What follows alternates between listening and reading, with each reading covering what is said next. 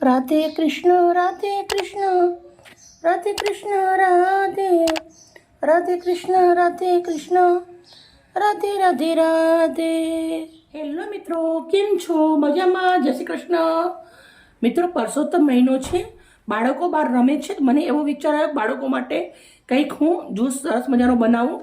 તો મેં એક વાડીનું પપૈયું સરસ હતું એ લીધું છે, એક નંગ કેરી લીધી છે, દૂધ આવશે, ખાંડ આવશે, બદામની કતરણ આવશે. ને કેવી રીતે બનાવું વિડીયો શેર કરું છું. નાના બાળકો માટે બનાવું છું. વિડીયો સારી લાગે તો પ્લીઝ એક લાઈક કરજો. સૌથી પહેલાં આપણે પપૈયું લેવાનું છે.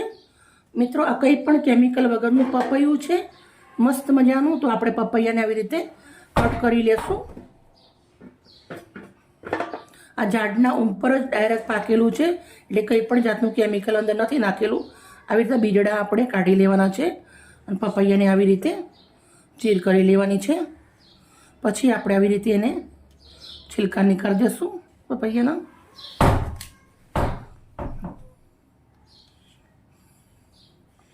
આવી રીતે નાના નાના છોકરા રમતા હતા, મેં વિચાર આવ્યું આમ પરસોત્તમ મહિનો છે તો બાળકોને કંઈક ખવડાવીએ પીવડાવીએ સારું રહે એવું.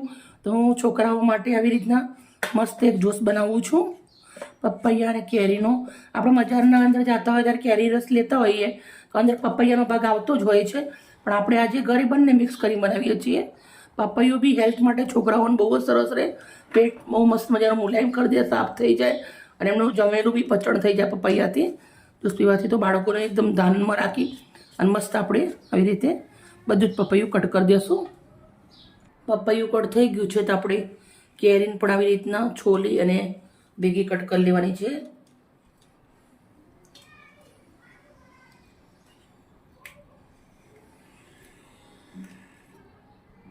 મિત્રો, અમારા ઘરના બાજુમાં ગાર્ડન છે, તો ગાર્ડનના અંદર છોકરાઓ બધા રમવા આવે તો હું અવનવું રોજ બનાવું અને બાળકોને ખવડાવું. મને ખરેખર બહુ જ મજા આવે બાળકોને ખવડાવવાની. તો તમને પણ મજા આવે છે ને નાના બાળકોની ખવડાવવાની? મને બહુ મજા આવે છે.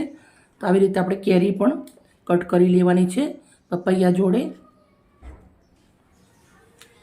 પપૈયું કેરી કટ થઈ ગઈ છે તો આપણે થોડી આવી રીતના બદામની કતરણ કરી લઉં છું. આપણે જે ગ્લાસમાં બાળકો માટે ભરવાનું છે એ બી બહુ મસ્ત ગ્લાસ લીધા છે મેં. તો આવી રીતના કતરણ આપણે બદામની કરી દઈશું. વિડીયો આપણે સજાવવા માટે જોઈએ અને બાળકોને કંઈક આમ નવું લાગે એમ પીએ તો. રેડી. મિક્સરનો જાર લીધો છે,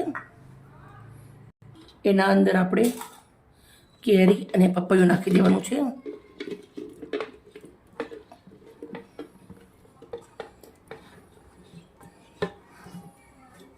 પછી અંદર થોડી ખાંડ નાખું છું, 2 ચમચી એટલી. ઠંડુ આઈસ દૂધ રેડું છું 300 ગ્રામ એટલું. બરફનો ઉપયોગ નથી કરવાનો, બાળકો માટે બનાવવાનું છે એટલે થોડુંક એવું રોજ એસેન્સ નાખું છું. બનાવી દેશું જ્યુસ. આપણો જ્યુસ સરસ બની રેડી થઈ ગયો છે. હવે મેં આવી રીતના ગ્લાસ લઈ લીધા છે, એના અંદર આપણે જ્યુસ રેડી દેશું.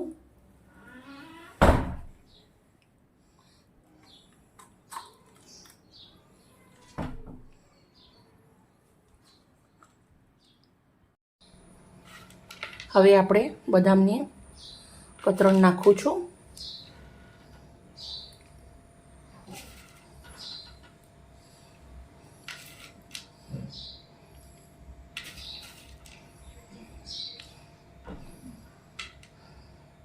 મેં એક પ્લેટ લીધી છે, છોકરાઓ ગરમીમાં રમે છે બારે એટલે આવી રીતના આપણે પ્લેટના અંદર લઈને જશું.